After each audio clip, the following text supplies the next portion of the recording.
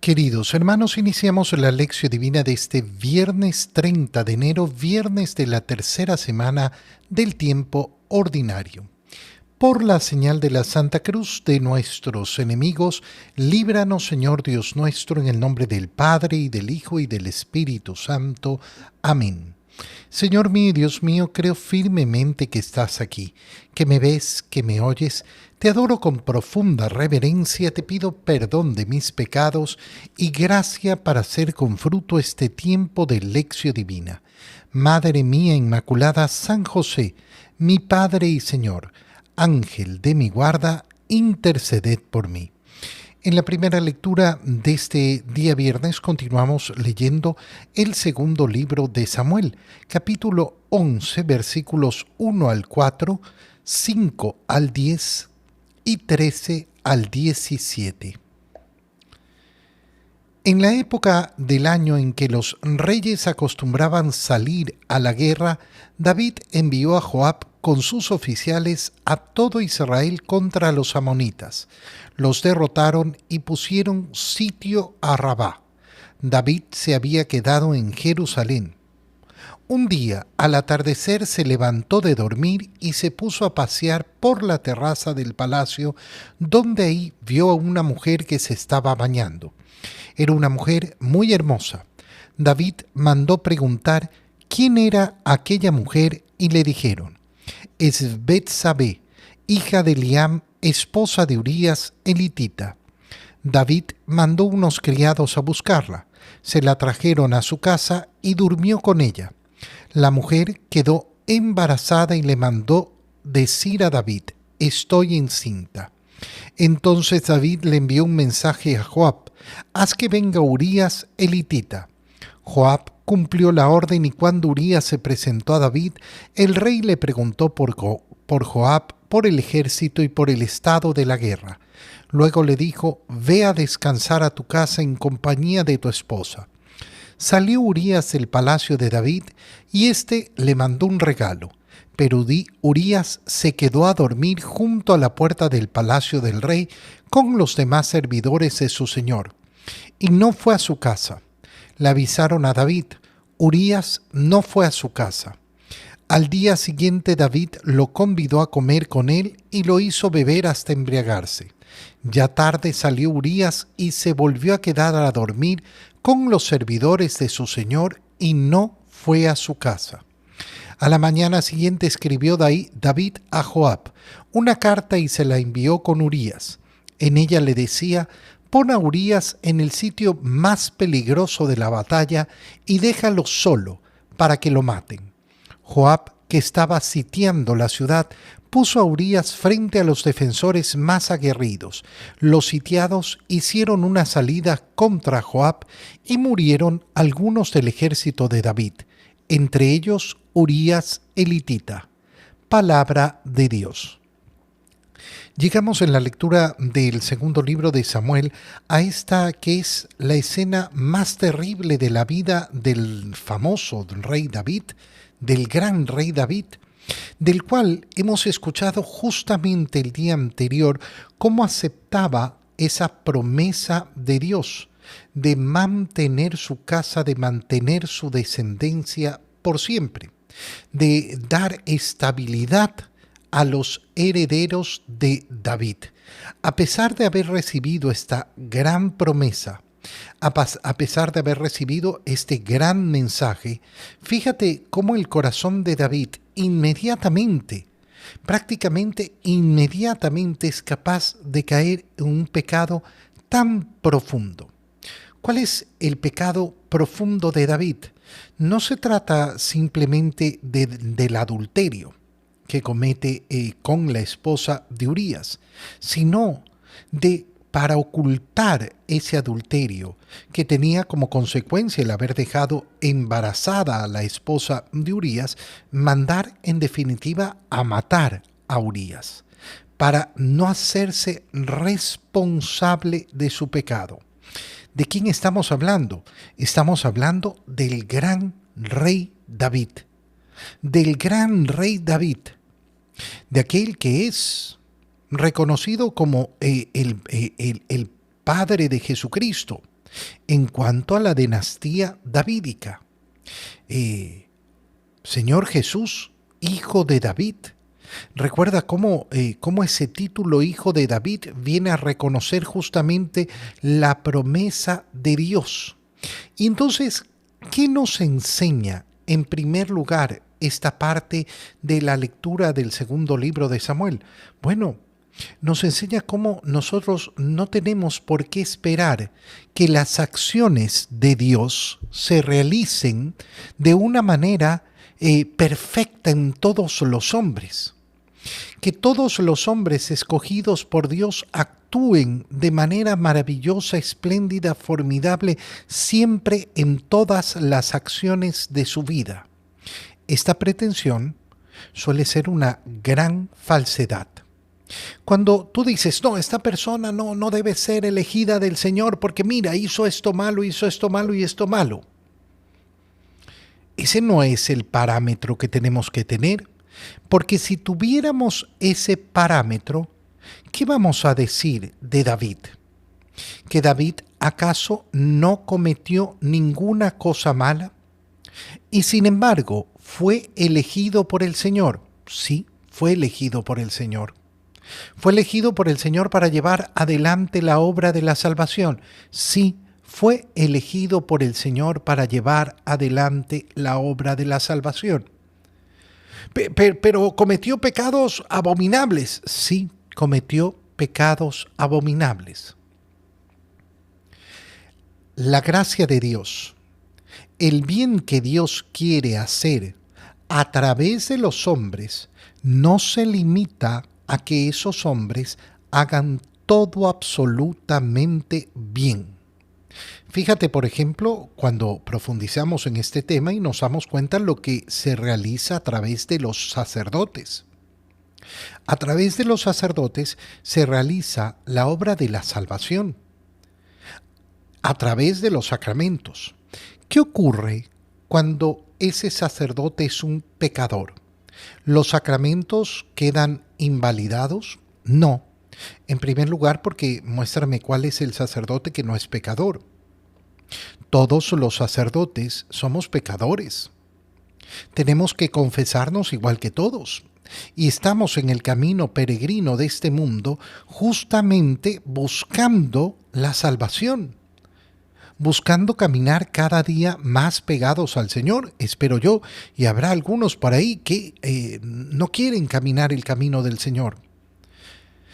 Y sin embargo los sacramentos que celebran son válidos, sí, porque la maldad del ser humano no puede oponerse a la bondad de Dios. No puede destruir la maldad del ser humano el bien de Dios. El bien que Dios quiere ofrecer a su pueblo. Esto es tan hermoso y tan profundo. Y esto es lo que vemos en este episodio penoso, donde David, simplemente llevado por haber visto a esta mujer hermosa que se bañaba, Betsabé, se vuelve loco y no solo quiere estar con ella, sino que cuando sabe que la ha embarazado, manda traer a su esposo Urías para que esté con ella y entonces pretender que ese bebé no era suyo. Es decir, la maldad de ni siquiera querer reconocer a su hijo. Ni siquiera querer reconocer a su hijo. Y visto que no pudo lograr esto, entonces lo manda a matar. ¿Esto va a quedar sin castigo? No, va a tener un castigo tremendo. El Señor no lo va a dejar simplemente así. Pero eso llevará también a que se mantenga la fidelidad de lo que Dios ya ha prometido a David y a su descendencia. En el Evangelio, leemos el Evangelio de San Marcos, capítulo 4, versículos 26 al 34. En aquel tiempo Jesús dijo a la multitud: el reino de Dios se parece a lo que sucede cuando un hombre siembra la semilla en la tierra, que pasan las noches y los días y sin que él sepa cómo, la semilla germina y crece, y la tierra por sí sola va produciendo el fruto. primero los tallos, luego las espigas y después los granos en las espigas. Y cuando ya están maduros los granos, el hombre echa mano de la hoz, pues ha llegado el tiempo de la cosecha. Les digo también, ¿con qué compararemos el reino de Dios? ¿Con qué parábola lo podremos representar? Es como una semilla de mostaza que cuando se siembra es la más pequeña de las semillas, pero una vez sembrada crece y se convierte en el mayor de los arbustos y echa ramas tan grandes que los pájaros pueden anidar a su sombra. Y con otras muchas parábolas semejantes les estuvo exponiendo su mensaje de acuerdo con lo que ellos podían entender. Y no les hablaba sino en parábolas, pero a sus discípulos les explicaba todo en privado. Palabra del Señor. Continuamos en esta escena del Evangelio de San Marcos, donde se nos muestra a Jesús predicando a la multitud. Esta gran escena ha tenido un alto para contarnos cómo el Señor les explicaba a sus discípulos la parábola del sembrador que va echando la semilla. Esa semilla que cayó en la vereda, esa semilla que cayó en una tierra poco profunda, aquella semilla que cayó entre la cizaña y finalmente aquella semilla que cae en tierra fecunda. Y después se nos ha mostrado la explicación. Pero después San Marcos continúa contando las parábolas que el Señor les dice a la multitud. Y por eso termina justamente esta parte diciéndonos así les hablaba a la multitud en parábolas, pero después en privado les explicaba a sus discípulos las parábolas, tal y como ya nos ha mostrado que lo ha hecho. Ahora entramos en las parábolas del reino. ¿A qué se parece el reino de los cielos? Y entonces nos dice, en primer lugar, que el reino se parece a lo que sucede cuando un hombre siembra la semilla en la tierra. Volvemos a la parábola de la semilla, pero ahora ya esa semilla sembrada. Ya sabemos que esa semilla, que es la palabra, cae por todos lados, pero ahí donde cae en tierra fecunda, ¿qué es lo que ocurre? Pasan las noches y los días sin que él sepa cómo, la semilla germina y crece. La tierra por sí sola va produciendo el fruto. Fíjate cómo nos habla de esa acción que no logramos comprender del todo, pero que no por eso no podemos observar, que no por eso no es que no podamos entenderla cuando la estudiamos, cuando la profundizamos. Pero efectivamente esa gracia del Señor, esa palabra del Señor va creciendo, va fructificando. El reino de los cielos se parece, el reino de los cielos que se siembra a través de la palabra, va produciendo sus frutos de una manera que no siempre lo comprendemos, que no siempre lo podemos ver. Esa acción que llamamos invisible de la gracia de Dios. Oye, cuando una persona se decide a leer la palabra de Dios todos los días, ¿qué es lo que ocurre? A veces podré sentir que de un día a otro no ha habido ningún cambio y sin embargo ha habido un crecimiento.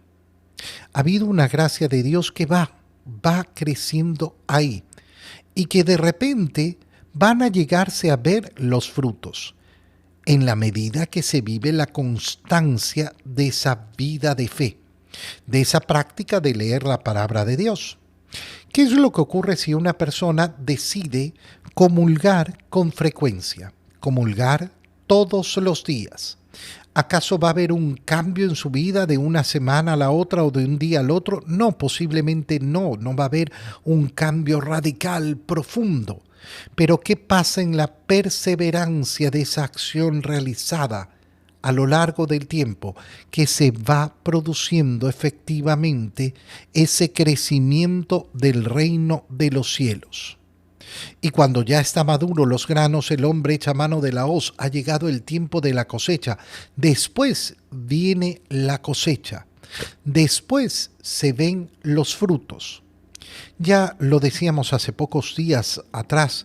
Oye, cuando una persona no entiende que en esta vida todo lo que vale la pena y además todo requiere de un proceso, que no existen cosas inmediatas, sino que yo tengo que ir poco a poco, luchando y trabajando por aquello que quiero conseguir y sobre todo por aquellas cosas que valen la pena. Bueno, esto es lo que nos está diciendo el Señor. No vas a tener los frutos de inmediato. Tiene que pasar por el proceso. ¿Con qué más compararemos el reino de Dios? Es como una semilla de mostaza. Cuando se siembra es pequeña, parece insignificante, pero ¿qué pasa cuando crece? Que se vuelve el mayor de los arbustos, echa ramas y hasta los pájaros pueden anidar a su sombra. Es decir, no solo produce bien en sí mismo, sino que ese bien repercute en bien para los otros. Este es el reino de los cielos, hecho de cosas que parecen insignificantes. Qué insignificante parece que una persona sea bautizada o no. Qué insignificante parece la comunión. Qué insignificante parece la palabra de Dios. Qué insignificante es una obra de amor en medio de tanto odio y de tanto mal que hay en el mundo. Qué insignificante puede ser un gracias. Qué insignificante puede parecer al mundo una palabra de aliento. Y sin embargo, el reino de los cielos está hecho así, de aquellas cosas que en apariencia, y por eso siempre es tan importante el camino de la liberación de las apariencias, en apariencia no representan absolutamente nada, pero son las cosas más importantes. Con muchas otras parábolas estuvo exponiendo su mensaje, de acuerdo a lo que ellos podían entender, y no les hablaba sino en parábolas, pero a sus discípulos les explicaba todo en privado. Fíjate qué importancia que tiene esa recepción que hacen los discípulos del mensaje del Señor. ¿Por qué? Porque la iglesia siempre va a ser la receptora de todo el mensaje para custodiarlo y poderlo transmitir. Por eso es tan importante la interpretación de las Escrituras, no de acuerdo al parecer de cualquiera, sino dentro de esa tradición viva de la iglesia. Te doy gracias, Dios mío, por los buenos propósitos, afectos e inspiraciones que me has comunicado en este tiempo de lección divina. Te pido ayuda para ponerlos por obra. Madre mía Inmaculada, San José, mi Padre y Señor, Ángel de mi guarda, interceded por mí. María, Madre de la Iglesia, ruega por nosotros. Queridos hermanos, que el Señor los bendiga, los cuide y los proteja en el nombre del Padre, y del Hijo, y del Espíritu Santo. Amén. Que tengan un feliz día y un feliz fin de semana.